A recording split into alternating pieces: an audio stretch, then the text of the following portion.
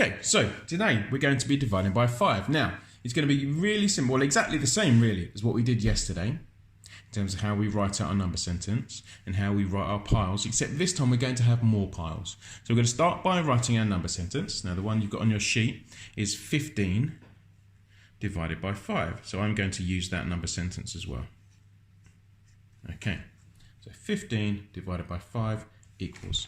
Now, 15 is the number of objects that we're going to be sharing, and 5 tells us how many piles we're going to share it into.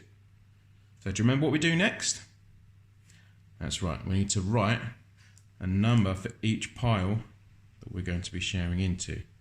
So I've got 5 piles ready to share out my objects. So now, what number do we have to count up to today? It's 15, because that's what we're sharing in this sum.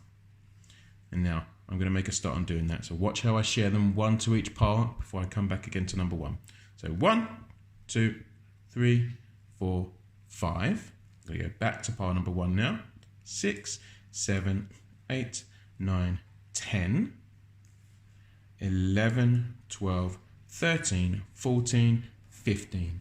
And you see, just like yesterday, I've tried to write them really neatly so they're in rows and columns. Okay, that could help me if I wanted to count them all as well. But we don't need to count them all, do we? Because we know we've shared them equally, and we can see we've shared them equally just by looking at our rows and columns. So we only need to count what we've got in column number 1.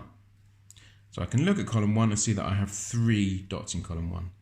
So I know that 15 shared into 5 groups, or divided by 5, is equal to 3. Because remember, this number is how much we've got in each of our piles. So we now know that 15 divided by 5 is equal to 3.